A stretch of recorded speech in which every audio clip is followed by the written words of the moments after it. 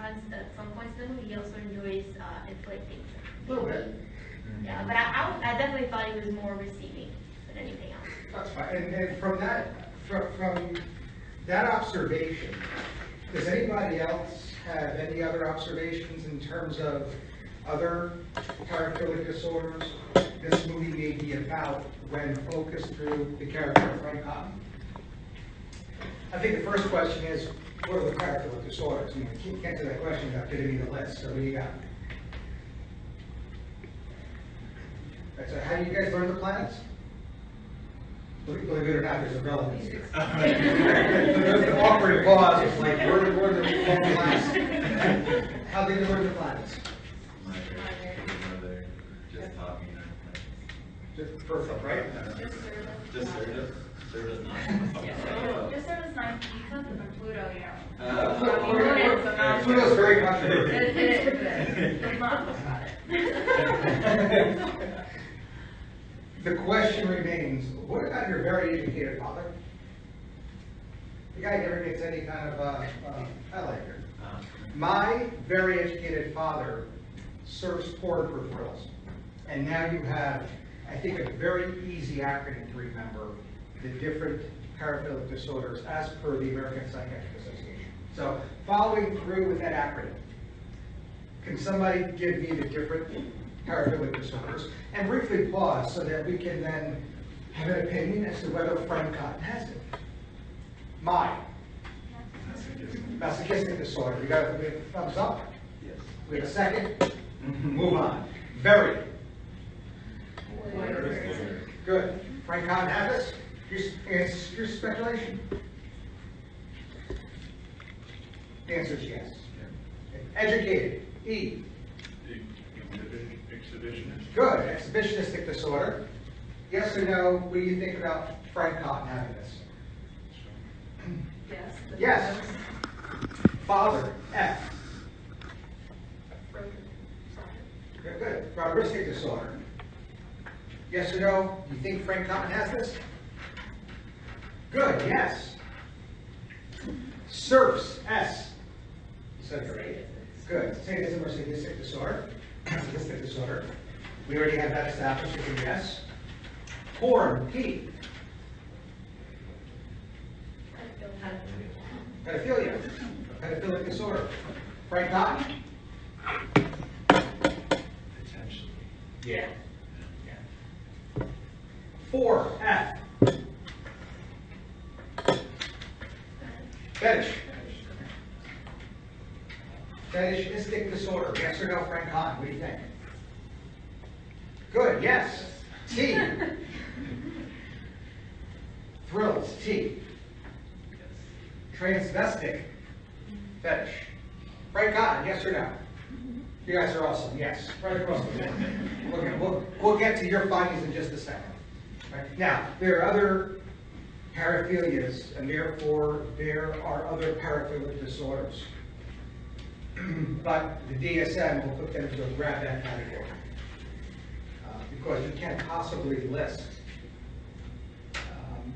a comprehensive, unabridged number of disorders that pertain to the multitude of sexual deviancies that are out there. The size of the DSM will literally reach the ceiling. So, other. And yes, Frank Cotton is in that category as well. Beyond the paraphilias, what are some other observations? Or perhaps related to paraphilic disorders pertaining to Frank Cotton?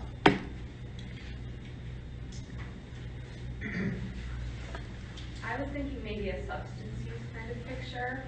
Because at the beginning he's tried everything. He's almost like looking for the next like fix, getting the box. Yeah, so let's talk about that. So you're now focused, put words in your mouth, the addictive disorders chapter, which itself is divided into 2 parts. What are they? Good. Substance related and non-substance related. Can you give me an example of a non-substance related disorder? Said last week, like video game. That's one. Internet gaming disorder, especially in the glossary, it's in the appendix, but I'll count it. One more? Good. Yeah.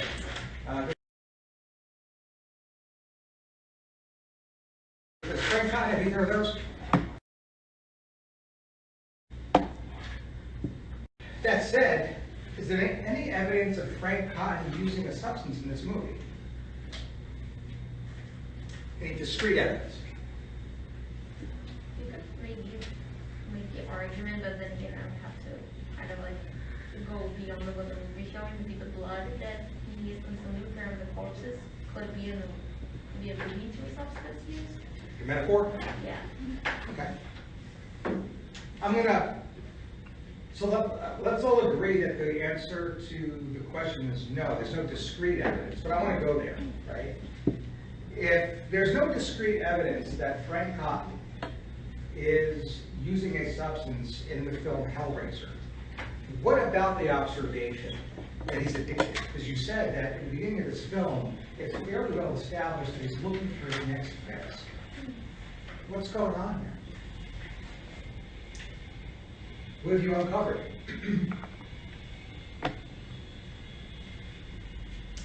This, by the way, is called collective superego.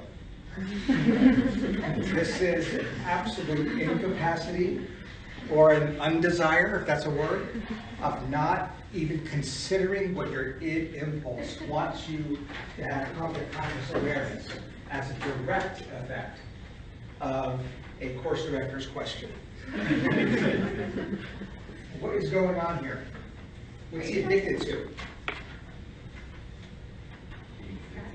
Huh? Addicted to being addicted. Addicted to being addicted? That's a great way of circling the train and getting around the question. Yeah. Yeah, another non-substance related disorder that the American Psychiatric Association has not yet fully embraced. Hence, it's not going to be found in the DSM. But that's what Hellraiser is about.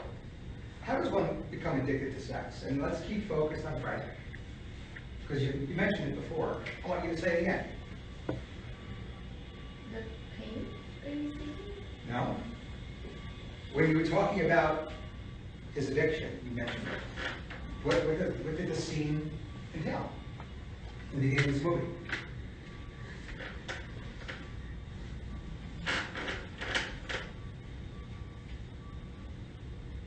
What is he looking for, and why did he discover that box?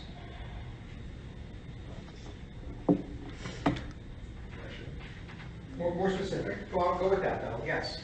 I want to know more. Pleasure. You said it before. Now that I'm making you say it again. Enter superego. You told me that he's experimented with, or he's did everything he could possibly do. I'm paraphrasing. How did you word it? So he was looking for more, because he did everything he could to try to experience like pleasure from pain, but he wanted even more. Say that again. I want to say it louder. Pleasure from pain. No, before that. He did everything. Yeah, he did everything he could to try to experience more of He that. did everything he could, which includes my very educated father serves porn for thrills. He's done it all. And not a single one of them brings the amount of pleasure that it once did. Not one of them gives them the same effect. What is that called? Tolerance. Good. Yes, dependence is part of a non-substance related disorder, even if the non-substance related disorder has not yet been identified by the American Psychiatric Association. That's the character we're dealing with here. Matter of fact, he's already drew the conclusion, and this gets into the grab bag category of other, that there's nothing that the material world can hold for him that could possibly have him achieve that level of gratification. So he has to go to another universe to find it. Pretty messed up. And that begins to give you a picture of how depraved and deviant of a character Frank Cotton is. Because stuff that this group refuses to even think of in the context of an academic conversation, he has not only done, but he's done to a point where it no longer gives him any gratification. That's how different Frank is from him. Other observations about the character of Frank Hott in Hellraiser. Since there's a level of discomfort in this room right now, and I love the body posture, I will accept nothing you say from this point on.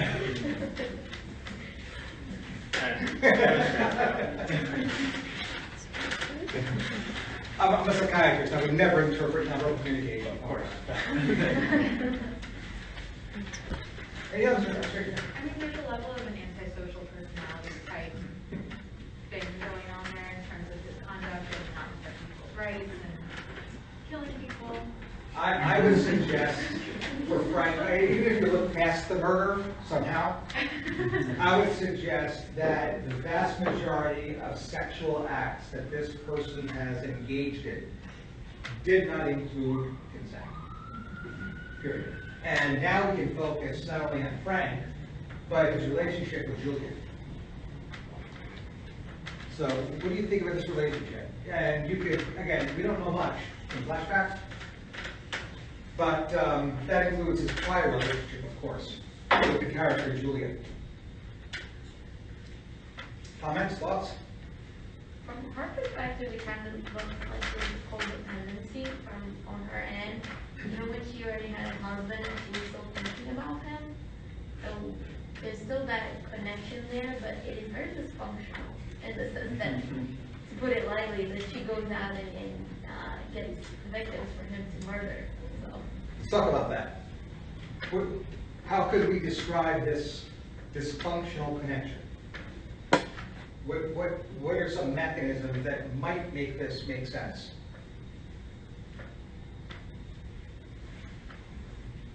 Have you ever heard of a victim acting like this before? I mean, is everybody here okay with saying that Julia has been victimized? She did not consent to anything that engaged her with Frank. I was curious that so admittedly, I did not finish this movie because I was too scared. But from what I did see, it did seem like she did enjoy that first scene when he kisses her when he comes for their wedding. So I don't know, I'm kind of curious about that because it seems like she has a sort of interesting mentality where she wants the full-time thing to be something sort of bland and stable that she doesn't really engage with emotionally. But then she wants this excitement of kind of being forced. Even though in her other relationships she is very dominant, but I think she fantasizes about not having that role. But I always thought the first. Along the lines of what you just mentioned, you are now collectively, any one of us, are a character in this film. And the hint here is that we're going to say that this does not take place in the 80s, but instead takes place in the late 90s. What are some thoughts about what you would like to do to get to really know who Julia is, especially based on Shelby's observation? And the other hint is, have you ever seen the Drama House? Okay, so that's a hint. So let's say that this takes place not in the 80s, but in the 90s, and let's say that we are working with Dr. House. What are we going to do? I want to know about Juliet. Of course, I think most of us would say, well, we don't want to talk with her. We would want to know this. But House would stop you and say, because they all want. So what do you do? You would go to her house. Go to her house. Exactly right. And then what would we do then? Observe how she interacts with her husband, with her stepdaughter. Drug screen, talking screen. Right from the You're all right. It's not, but it's not what I'm looking for. We have 10 minutes, guys. What do we want to do? On how you get stuff. What do we need to do to make sure that we come out of that house safely with the knowledge that we need? What makes this character tick? go through all like her possessions. What possession are you looking for? Diary. Well, she has one. What's even better than a diary? Huh? Home movies. Sorry, Hunter. Cell phone, Cell phone? What are you looking for in cell phone? like personal communication. Okay, even better than that. On a phone. Or Well, possibly phone, but even better than that. Okay, he does that house, vanilla. Internet history? Internet history? I love it. Now, you see how that? Internet history? Right? Couple of minutes with our internet history. We will leave the house with everything we need to know. And to Shelby's point, we'll get a real clear picture of what this particular character thinks about when she's alone, or she thinks she's alone. Okay? Now, at some point, individuals will graduate, and this comes from forensic psychiatry, and looking at psychopaths and psychopathic serial killers. They will actually evolve from fantasy to begin to actually role play. Maybe first with animals, but then even humans. Okay? And sometimes it'll be role play, but then sometimes it'll be actual behaviors that break the law. Hence why antisocial personality would be one of the first considerations in a clinical setting. And certainly Julie, I think, is doing this. Her search history is going to surely show us something that, quote unquote, we didn't expect, but now you do. And she may have actually begun to role play this. Is there any further ideology or mechanism that would lend more explanation to what Julie is doing in this movie? And that includes the flashbacks to what she was doing before the movie, the sequel. Oh, sorry, the prequel. Again, the idea of the victim taking an active part in their own victimization, including, yeah, that's exactly right, mechanisms pertaining to the Stockholm Syndrome. She's an active aggressor in this movie, and it may be a product of the mechanisms that explain the Stockholm Syndrome. Right? There is a chance, may not be a very big one, but if there is a chance that if Julie is apprehended, if she didn't meet her demise in Hellraiser 1, if she is apprehended in the sequel, that her defense would be the Stockholm Syndrome, and that she felt emotionally violated, compelled to connect with her aggressor so as to explain her aggressive behavior. So that's a consideration here too. What if, on your shelf exam, Frank Cotton became overly focused? What I mean is that his evolution is that he was in total control of this character, and that because he loses that aspect and begins to also become enmeshed, she is able to take advantage of that and escape. From Frank's perspective, what might that be called? It's the opposite of the Stockholm Syndrome, where the aggressor becomes connected emotionally with their captives. This is potentially V for Vendetta. Anybody interested in one of the top 5 revenge books ever made? Not quite as good as Kill Bill, but very good. It's called the Lima Syndrome, L-I-M-A, Lima Syndrome. So it comes up in exams. All right. More about Julia.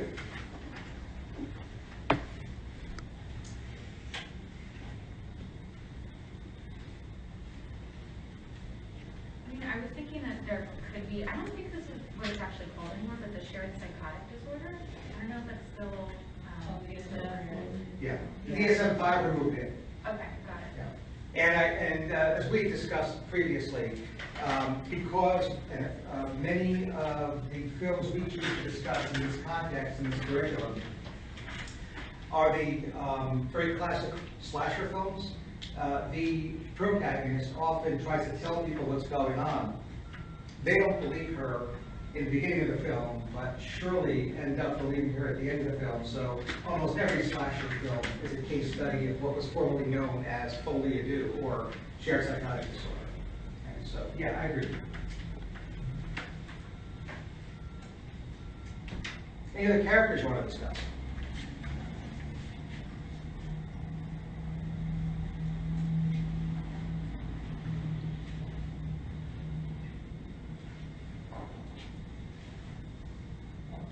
Kirsty?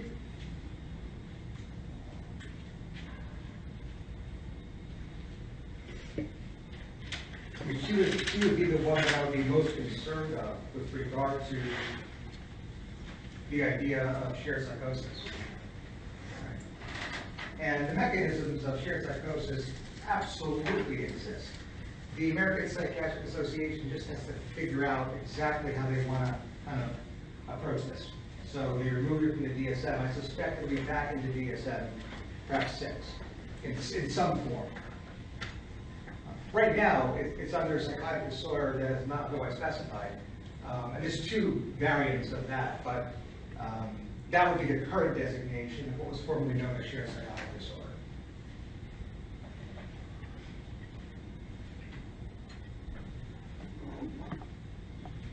Does Kirsty remind you of any other character you discussed in this courtship? What other characters did you discuss in this courtship? We talked about Roman last week. Coraline? Is that the only movie we discussed? I forgot. I actually forgot. Oh, yeah. Cat's eyes, yeah. That's not good. Okay, so the 12 Monkeys was the week prior? Okay, so we missed 12, there's a character in 12 Monkeys that is afflicted with the same experience, same signs and symptoms as Kirsty here. And that's the idea that Kirsty knows what's going on, I guess the final world motif in slashers and horror movies, but nobody believes her. And that's to the extent that some of that includes being able to anticipate the future. It's referred to as the Cassandra syndrome, which is what 12 Monkeys is about. How does that condition take its name? Or at least the fictional description of it take its name? Who is Cassandra in Greek mythology?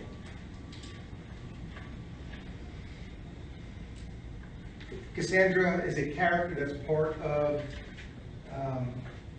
the Oresteia, which is the sequel to the Iliad. So after the fall of Troy, after the sack of Troy, Agamemnon returns home to his kingdom. And he brings with him a concubine, Cassandra. Cassandra refused the sexual advances of the god Apollo, which in Greek mythology is not a good thing to do. So Apollo curses her. He gives her the gift of foretelling and seeing the future, but also the curse that she can do nothing about it. So anything she says to anyone is rejected, even though she understands what's going to happen. And to the extent that our character Kirsty knows what's going to happen pertaining to the Cenobites, and is that final burn motif that we see again and again in the horror genre, nobody believing her, is a nice parallel with this character in Hellraiser and the Cassandra character in Greek mythology, specifically the Oresteia. Cassandra knows that when she enters the palace with Agamemnon, they will both be assassinated by Agamemnon's wife, Clytemnestra, and her lover. And she tells everyone, she tells Agamemnon the king. But as per the Apollo curse, nobody's going to believe her. So they walk in together, and they die together. Clytemnestra, the name is translated into classic putter,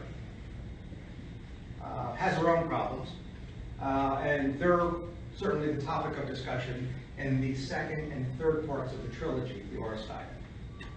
The libation bearers and the Eumenides, final 2 books, so the final 2 parts of the Oresteia.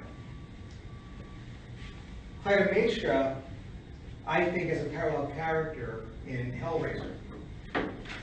and that is Julie. And even though she uses a hammer in the movie, in the book from which the Julie is adopted or adapted, Coach uses a knife. So it's a very, very close contact with these two characters. All of this to make a major point, focusing on our last character or set of characters, the Cenobites. Pinhead. What do you think about it?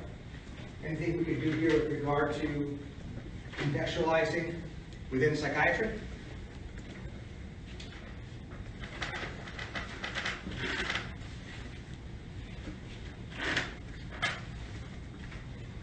He seems to be the leader of all of them, and he has some quite impactful phrases throughout the movie, such as, I think I remember him saying, "We will destroy your soul," or something like that.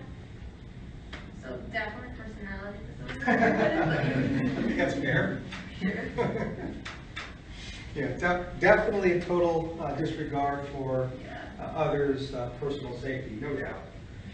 We also know that with regard to who these beings are, there is no distinction between pleasure and pain, which not only gets to the paraphilias and the paraphilic disorders, but also gets to some basic neurophysiology and where the pain center is and where the pleasure center is. And what if they were the same center?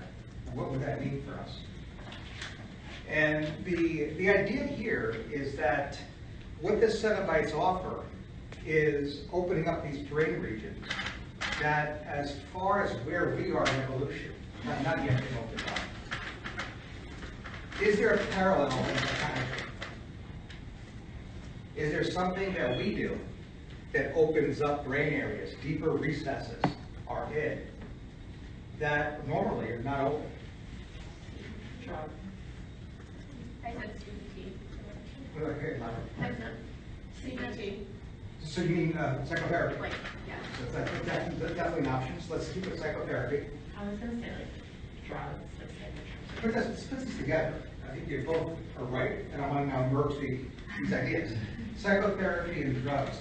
Is there a drug that people can take or maybe even have taken that within the context of psychotherapy has actually reached this goal, going places to another realm that is an altered state? Like MDMA or Yeah, MDMA, and that's currently undergoing trials. PTSD. LSD, which was therapeutically used within psychotherapy back in the 1960s. Ayahuasca, DMT. DMT, psilocybin, all the above, right? And whether or not you want to take Hellraiser, it's just an awesome classic 80s slasher movie, please do. And look at the Mark Hansen configuration as that puzzle key that opens up another realm, or take it as a metaphor for hallucinogens and similar acting substances, DMT, LSD. Again, will be up to us. Exactly what's going on here. If you've watched Hellraiser, what I would strongly suggest is you watch the HBO documentary on Cary Grant, because he attests that LSD, due to this very mechanism, saved his life. Under the guidance of a psychiatrist, it alleviated severe and treatment refractory depression. And it was because of the altered state that he was able to enter into, that he was able to work through things that he couldn't while being awake, alert, and alert. So is Frank Cotton a medium? Or is he a shaman? Sorry to No, it's fine. All right. So again, I'll actually leave that hanging out there rhetorically. Nobody can answer. I know we have to cut this short. So we'll end it there. You guys can get to your mandatory session, and we'll close there. Thank you.